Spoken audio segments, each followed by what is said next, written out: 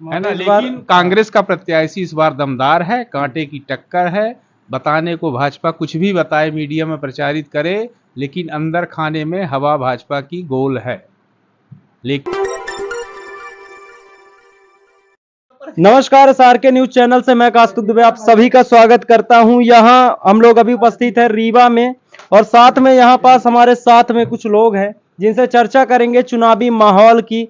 क्योंकि जैसे जैसे तेज गर्मी हो रही है, लगातार तापमान बढ़ रहा है, वैसे लगातार चुनावी सरगर्मियां भी तेज हो गई हैं। और चुनावी चौपाल में जनता की कितनी गर्मी है और किस पक्ष में ज्यादा रुझान है, इस पर चर्चा करते हैं। क्या है सर आपका नाम? रामनिवास मिश्रा। क्या देख रहे हैं माहौल चुनाव का इस बार? माहौल चुनाव में ये सातों आठों विधानसभाओं में सबसे अच्छा चुनाव चल रहा है। इसका यही असर पड़ रहा है, जैसे मवेशी, आवारा पशुओं का, महंगाई, भ्रष्टाचार, अत्याचार जो ये चल रहा है इस बीजेपी सरकार में, ये बहुत अच्छी वो नहीं है। अच्छी नहीं है। मोदी लहर की बात चलती है, क्या लगता है कि इसके मोदी लहर के आगे कांग्रेस लड़ पाएगी, टिक पाएगी? हाँ, टिक पाएगी।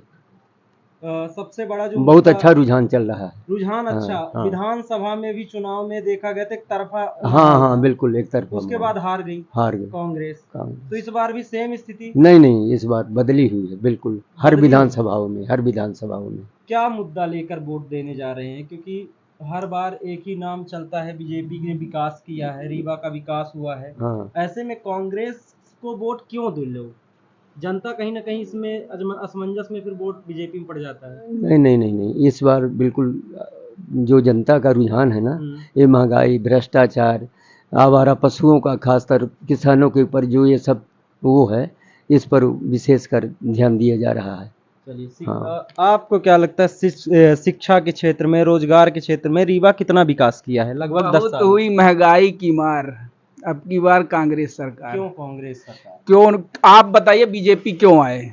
आप पहले बताइए, कांग्रेस क्यों आए? कांग्रेस इसलिए आए कि देश के संविधान को बचाना है। संविधान खतरे में? हाँ, बिल्कुल खतरे में है। क्यों नहीं है खतरे में? कौन सी, आप बताइए, कौन सी एजेंसी स्वतंत्र है आज की डेट में? एजेंसियां सभी स्वतंत्र नहीं है। कौन सी एजेंसी स्वतंत्र? मैं आप पे लगा, कांग्रेस हो चाहे बीजेपी हो, मैं आप पे लगा दूं कि मैंने आपको 2 लाख रुपए दिया ना, हमारे पास कोई एविडेंस है, और आप मुजरिम हो जाएंगे? बताइए। तो फिर ऐसे तो है, एक मुख्यमंत्री को बेड़ दिया गया है। अब अभी जब आपकी इतनी सीटें नहीं हैं, तब आपका ये हाल है, और जब 400 पार हो जाएगा तो क्या होगा? जनता बेहाल है। बीजेपी में जो कांड हुआ था सीधी में, पेशाब कांड, में उसको एनएसए लगा दिया गया था, बीजेपी का ही वो भी आदमी था। तो फिर इस चीज में क्यों संविधान को सामने? तो बीजेपी का आदमी है जिसने बलात्कार किया, बलात्कार में फांसी होती है, उसको उम्र कैद हुआ, विधायक था, वो आप नहीं दिखाते हैं। तो जो भाई वो तो हुआ ना, तो मेन मुद्दा ये रीवा का है। रीवा का मेरा बात, रीवा 10 सालों का विकास क्या है? 10 सालों में एक ही विकास है कि हमारे सांसद जी बगैर हाथ में ग्लव्स पहने हैं। एक अगर कोई मतलब गरीब आदमी है, उसके पास भी नहीं है, तो वो ऐसे डायरेक्ट हाथ नहीं डाल देता, और हमारे सांसद जी हाथ डाल देते हैं। उसके अलावा कोई विकास हो तो आप रीवा जिला में कोई भी जनता बता दे कि ये जनार्दन मिश्रा का विकास है। एयरपोर्ट जनार्दन, अब ये बीजेपी वाले तय करें कि जनार्दन मिश्रा जी का है, कि राजेंद्र शुक्ला जी का है, कि गौरव तिवारी का है, कि अजय सिंह पटेल का है, किसका है भैया, ये बता दें। बीजेपी का है तो बीजेपी का है ना। यहाँ देखिए, व्यक्ति विशेष चुनाव है रीवा में। हाँ, व्यक्ति विशेष है। लहर तो मोदी है, तो अरे मोदी लहर कहाँ है? हमको ये बता दीजिए। लहर होगी अगर, तो तोड़ फोड़ की राजनीति कौन करता है? परेशान कौन होता है? परेशान वही होता है जिसको लग रहा है कि हमारी जमीन खसकने वाली है। तोड़ फोड़ क्यों? बीजेपी को अगर लग रहा है कि हम 400 पार होंगे, 500 पार होंगे, तो बीजेपी तोड़ फोड़ क्यों कर रही है? क्यों कर रही? कहाँ तोड़ फोड़ कर रही है? हर जगह तोड़ फोड़ है, हर व्यक्ति डरा हुआ है। मैं भी इंटरव्यू दे रहा हूँ, मैं भी डरा हुआ हूँ। तो डर क्यों है? बीजेपी ने किसी को धमकी तो दी यार? ये मतलब कल 4 पुलिस वाले आएंगे, वो हमारे ही जेब में एक गांजा की पुड़िया डाल देंगे, बोल देंगे तुम गांजा बेच रहे थे। अब क्या? कांग्रेस तेज चल रही है, लेकिन कहीं ना कहीं अंत में बीजेपी बाजी मार जाती है। तो क्या मुद्दा इस बार चुनाव में लड़ने का? मैं आपको बता दूं, यहाँ ईवीएम घोटाला नहीं हुआ तो बीजेपी आसपास कहीं नहीं दिख रही है। आप खुद जाके देखते हैं माहौल। जनता इस बार मोदी को वोट नहीं करेगी। जनता देखिए, विकास हमारा कौन करेगा? हमारे यहाँ का सांसद, हमारे यहाँ का विधायक। हम किसके पास जाएंगे अपने काम के लिए? मोदी जी के पास जाएंगे क्या? हम जाएंगे अपने सांसद के पास, ठीक है। आप ये बता दीजिए सांसद जी कितने लोगों के दुख दर्द में गए, जो सांसद हमारे वर्तमान थे 10 साल में, ये बता दे कि कितने लोगों के दर्द दुख में गए, किसी को दिक्कत हुई। सांसद निधि से जरूरी नहीं है कि टैंकर और बस स्टैंड ही बनवाए जाते हैं, सांसद निधि से गरीब आदमी के शादी में भी दिया जाता है, गरीब आदमी के बीमारी में भी दिया जाता है, किसी के यहाँ आग लग गई उसको दिया जाता है। आप बताइए इतनी आग लगी है, ठीक है, कांग्रेस तो सत्ता में नहीं है, बीजेपी वाले सांसद जी हमारे ये बता दे आग लगी है और मैं कितने दिन गया यहाँ और किसानों को संतावना दी, यही है। बस थोड़ी होता कि हमने अपना चुनाव प्रचार में रहे वोट बैंक बना ले, कौन देगा अभी ये बताइए। कांग्रेस इसलिए भाजपा में वोट नहीं देंगे। नहीं, अरे मैं आपको मुद्दे बता रहा हूं, सांसद जी की विकास जो कार्यशैली है, काम करने की जो कार्यशैली है सांसद जी की, ये बताइए। मैं अभय मिश्रा आज जाएंगे, उनके कहने से आज के डेट में तो किसी को मिलने वाला कुछ नहीं है, सत्ता में है। मैं कहता हूं वो पटवारी को बोल दें, तहसीलदार को बोल दें, भैया तुम जाओ निरीक्षण करो और इसमें जिसका जो नुकसान हुआ उसकी भरपाई होनी चाहिए, ठीक।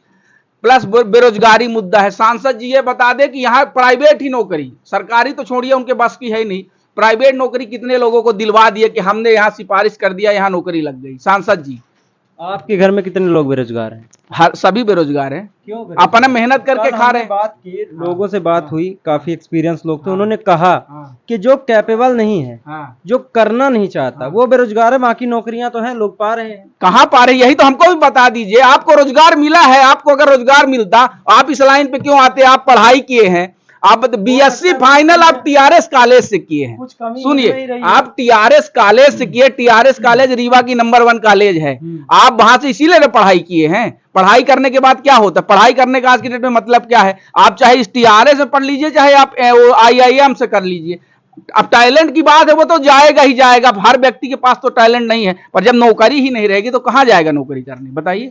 तो बेचारा मयंक, सुनिए मयंक, वो बेचारा बहुत, भगवान करे उसके परिवार को सहानुभूति मिले और दुख सहने की क्षमता मिले, ये गलत हुआ। अब आज वो मर गया, ये बताइए कार्यवाही एक ही व्यक्ति पे क्यों होनी चाहिए? जब हर आपके रीवा जिले में सभी जनपद सीओ, नगर पालिका सीएमओ हैं और आपके नगर का कमिश्नर, हर व्यक्तियों ने क्या दे रखा है कि हमारे यहाँ सभी बोर क्या हो गए थे, बंद थे, तो सब पे कार्रवाई क्यों नहीं होनी चाहिए? ये किसकी लापरवाही है? मैं कहता हूं किसान तो ठीक है लापरवाही किया बेचारे ने, लेकिन ये आप बताइए प्रशासन की कमजोरी क्यों नहीं है? इसका जिम्मेदार कौन है?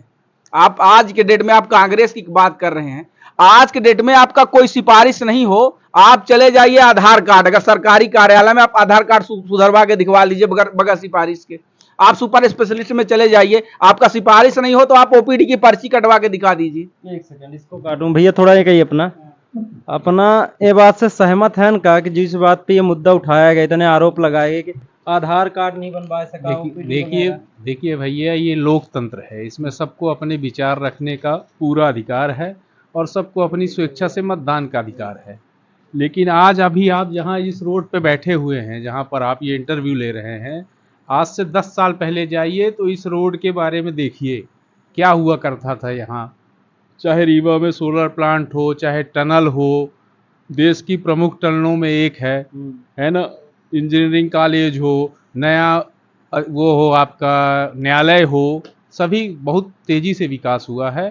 तो मैं तो भाजपा का पक्षधर हूँ और मैं नरेंद्र मोदी के साथ हूँ, मैं विकास के साथ हूँ। आप विकास के साथ हैं। बात की अभी 2 मिनट पहले ही आपने सुना है सारी बातें, कह रहे हैं कि इस बार चुनाव व्यक्ति विशेष का हो रहा है।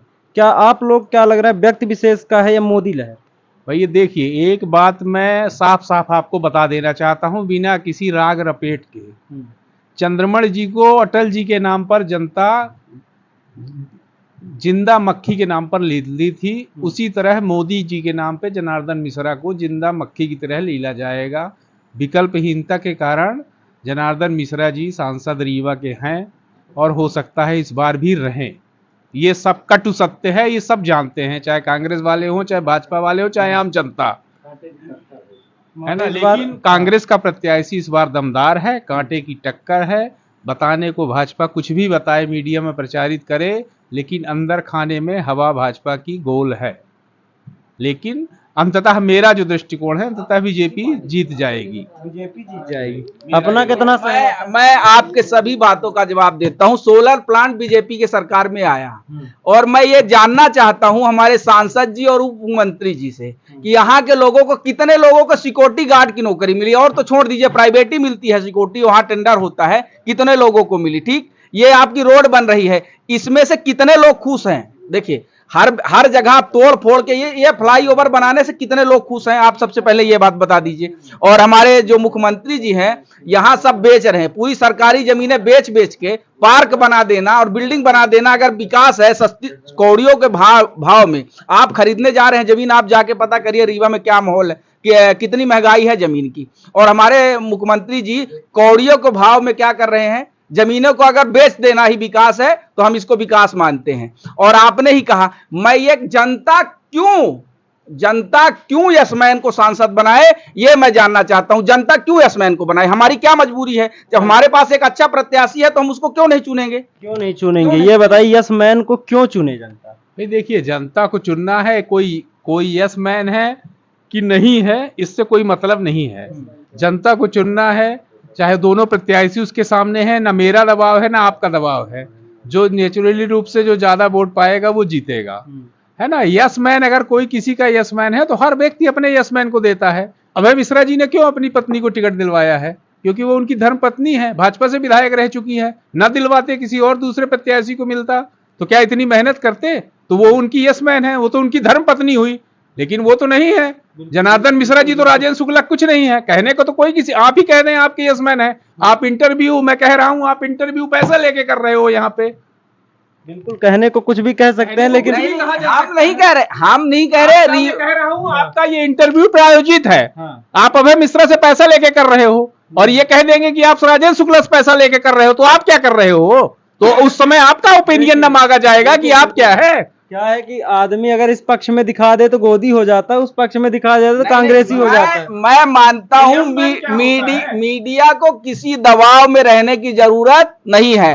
अगर हमारे देश की आजादी के लिए लोगों ने फांसी लगा ली, फांसी में झूल गए, जेल चले गए, गोलियां खा ली, तो अगर हमें अंग्रेजों से लड़े हैं, अंग्रेजों से जीत गए हैं, तो ये भी तानाशाही ज्यादा नहीं रहेगी। रावण का सबसे बड़ा साम्राज्य था, वो भी खत्म हो गया, तो धीरे धीरे ये भी जाने वाला है। और असली मुद्दा जो है, मैं रीवा की जनता से ये हमारा निवेदन ये है, रीवा की जनता से, आप अपने लड़कों का मुंह देखिए, चेहरा देखिए, उनका भविष्य देखिए। अगर आपको लगता है मोदी के नाम पे आप वोट मत दीजिए। आपका जो सांसद है, अगर आपको लगता है कि इस व्यक्ति ने अच्छा काम किया है तो आप उसको जरूर वोट दीजिए। और मेरा मानना है कि जो प्रत्याशी है वो आपको ना किसी काम के लिए 1 रुपए मांगेगी, मैं फुल गारंटेड बोल रहा हूं, ना आपके किसी, आप जाएंगे काम के लिए तो ना तो आपसे 1 रुपए मांगेगी। काम अगर उसके बस का होगा तो काम करा देगी, ना तो वो बस स्टैंड, आपके बस स्टैंड के नाम पे लूट करेगी, ना टैंकर के नाम पे लूट करेगी। अगर उससे हो सकेगा तो जनता का विकास करेगी। और सिमरिया ने यह देखा भी है, पिछले कार्यकालों में आप देख लीजिए, अभय मिश्रा जी का कार्यकाल 5 साल का, नीलम मिश्रा को तो काम करने नहीं दिया गया, पर अभय मिश्रा का आप कार्यकाल देख लीजिए सिमरिया में, वहां की जनता ने उनको क्यों, यह बताइए आप, अगर उन पे भरोसा नहीं होता तो आप बताइए, पूरे प्रदेश में बढ़िया लहर थी और लहर के बावजूद चुनाव जीता है अगले व्यक्ति ने। तो मैं मानता हूं कि रीवा की जनता नीलम मिश्रा को भारी बहुमतों से विजयी बनाएगी और ये आने वाले 4 जून को आपको पता भी लग जाएगा। आप बताइए, क्योंकि देखिए, क्या राजेंद्र शुक्ला ने स्वीकार किया कि जनार्दन मिश्रा मेरे यसमैन हैं, या जनार्दन मिश्रा ने स्वीकार किया है कि राजेंद्र शुक्ला का मैं यसमैन हूं? तो किसी के कह देने से कोई यसमैन नहीं हो जाता है ना। फिर रही बात कि अपने अपने ओपिनियन है, कोई किसी को यसमैन कह देता है, कोई किसी के बारे में कुछ टिप्पणी करता रहता है, ये तो अपना अभिमत है ना। भाई कोर्ट में आप जाइए तो 2 व्यक्ति लड़ते हैं, एक वकील कहता है मेरा जो अपराधी है वो निर्दोष है, और सरकारी वकील कहता है नहीं ये दोषी है। न्यायालय जिसको उपयुक्त सबूत मानता पेश होता है वो निर्दोष हो जाता है। उसी तरह जनता है, जिसको ज्यादा वोट देगी वो जीत जाएगा, है ना। देखिए, फिर कांग्रेस वालों की आदत है, जहां उनकी सरकार आ जाती है तो ईवीएम अच्छी है, जहां वो हार जाते हैं तो ईवीएम गड़बड़ है। तो पहले तो वो डिसाइड कर लें कि कौन सी ईवीएम यहाँ भेजना है, पंजाब वाली भेजना है या गुजरात वाली भेजना है। अगर ये हार गए तो ईवीएम है गड़बड़, माने सब कुछ गड़बड़ है। ईडी अगर देखिए, कहते हैं कि सभी एजेंसियां मोदी सरकार के गिरवी हैं, तो मोदी कौन है? देश का प्रधानमंत्री है। तो आपके मनमोहन सिंह भी प्रधानमंत्री थे, इंदिरा गांधी भी प्रधानमंत्री थी, उस समय का भी कार्यकाल याद रखिए। तो या तो उनको एजेंसियों का उपयोग करना नहीं आता था, तो अक्षम व्यक्ति थे। अगर मोदी को आ रहा है, उपयोग कर भी रहे हैं, तो माने सक्षम व्यक्ति है। अगर आप ऐसी उपयोगिता के बारे में कहते हैं तो मैं मानता हूं ऐसी उपयोगिता से अच्छी है हमारे मनमोहन सिंह नहीं बोलते थे, लेकिन हमारे देश की जीडीपी उस समय 8% थी और उसका कैलकुलेशन बदला नहीं गया था। हमारे मोदी जी, जो आपके सुब्रमण्यम स्वामी जी हैं, आप उनसे पूछ लीजिएगा, इन्होंने ऐसा कैलकुलेशन बता दिया कि हमारी जीडीपी वो जो थोड़ा दिख रही है ना, वो माइनस में है। आप ये मान लीजिए, और मैं ये नहीं मानता हूं कि राजनीतिक रीवा का मुद्दा है। अब देश के लेवल पे मत जाइए, रीवा का मेन मुद्दा है सांसद कौन? सांसद नीलम मिश्रा, जनार्दन मिश्रा, दोनों के बीच टक्कर है 100%। 100% जनार्दन मिश्रा के साथ हूं मैं। जनार्दन, और आप जितने की कहें उतने की मैं सशर्त। अब देखिए यही है बीजेपी में, भाई हम कांग्रेसी, हमारे पास पैसा तो है नहीं। अब ये बताइए, अब आज की डेट में अगर रीवा में कोई ये कहे कि जनार्दन मिश्रा के पास पैसा ज्यादा है अभय मिश्रा की अपेक्षा में या नीलम मिश्रा की अपेक्षा में, तो ये तो एकदम बिल्कुल गले में हड्डी फंस जाए। मिश्रा ने अपना एफिडेविट दिया है कि हमारे पास 34 करोड़ की जायदाद है और 1.5 करोड़ उनके पास भी 34 करोड़। सुनिए, हमारे जनार्दन मिश्रा जी सांसद हैं, उन्होंने कहा कि हम 23 लाख अपने बच्चे को क्या दिए हैं, लोन दिए हैं। और आपकी जानकारी में जान लीजिए कि एक सांसद एक साल में लगभग उसका 23-24 लाख ही उसको मिलता है। तो सांसद जी हमारे ये दिए। आप ये हम मैनेजर, आप बैंक में जाते हैं, आप हम चलिए अभी वेयर हाउस का लोन कराने चले, हमारा क्या मांगती है कि आपका वो होना चाहिए, आरटीआर होना चाहिए, हर चीज होनी चाहिए, उसके बाद मिलेगा। वो 2022 तक जिस व्यक्ति का पैन कार्ड नहीं बना, 2022 तक जनार्दन मिश्रा जी की पत्नी का पैन कार्ड नहीं बना था, 2022 के बाद तुरंत पैन कार्ड बनता है और तुरंत उनको कितने का 1.5 करोड़ या 2 करोड़ का, 2.5 करोड़ का शायद सुना है मैंने। मेरे हिसाब से थोड़ा आप अपनी जानकारियों को दुरुस्त करिए। जिस योजना में उनको लोन मिला है उसमें कुछ वही आईटीआर की आवश्यकता नहीं पड़ती है। अरे ऐसे बैंक लोन ही नहीं देता। मुख्यमंत्री उद्यमी योजना में कोई आईटीआर की आवश्यकता नहीं है। आप चलिए हमारे साथ किसी बैंक में, अगर बगैर आरटीआर को आपको 2.5 करोड़ 2 करोड़ का लोन मिल जाए, किसी उद्यमी योजना में नहीं मिलता। नहीं तो फिर आपका सिविल उविल कुछ गड़बड़ होगा। हम तो लेते नहीं, हमको लोन की जरूरत नहीं है। पर मैं ये बात बता रहा हूं आपको कि अगर आपको हमको लोन लेना है, बड़ा लोन, 2-4-10 लाख की बात नहीं, बड़ा लोन लेना है तो आरटीआर होना चाहिए, इनकम टैक्स सर्टिफिकेट होना चाहिए। देखिए हमारे उद्यम में 2.5 करोड़ का लोन नहीं मिलता, क्योंकि सीए साहब ने हमारे बताया था कि 2.5 करोड़ का लोन उद्यमी योजना तो हो गया, फिर हो गया भाई। समर्थ को नहीं दोष गोसाई, ये तो हमें धर्मशास्त्र में भी लिखा है। तो मैं समर्थवान को कोई दोष नहीं रहता। मुझे जनार्दन मिश्रा जी की कमाई से कोई फर्क नहीं पड़ता। मेरा ये मानना है कि आप सांसद हो, कमाई करना चाहिए, लेकिन आप ये दिखावा मत करिए कि मैं आज भी वही हूं जो कल था, हमारे पास आज भी कुछ नहीं है। आप स्कॉर्पियो यान चढ़ रहे हो, स्कॉर्पियो बदल के, ये मत बताओ कि मेरे पास है नहीं। आप भी जानते हैं, मैं भी जानता हूं, ये राजनीति है। राजनीति में ना कोई तुलसी गंगा जल कोई नहीं बांट के वोट पाता है ना कुछ पाता है। जो राजनीति है, नहीं, लड़ाई मुद्दा जो था बस बहुत बढ़िया, क्योंकि ये चुनावी है, ये दो पक्ष लगा। हाँ, अनंत आकाश की तरह राजनीति भैया, राजनीति आजकल सेवा नहीं है, राजनीति है बिजनेस। बिजनेस में हम पैसा लगाएंगे और फिर उधर से वसूल लेंगे, यही है। पूछे हमारे अंकल जी का, ये इतने दूर से आप आए हैं, आप अपना दोनों जन के लड़ाई सुनन, बहस सुनन, का निष्कर्ष निकाले लागे के कई पक्ष ज्यादा मजबूत दिखाते हैं। कांग्रेस की ओर, कांग्रेस इस बार जीतेगी, इसमें कोई वो नहीं है। अपना सहमत है कहे से अपना के काम हम नहीं सहमत है। हम 100% जनार्दन मिश्रा के साथ हैं।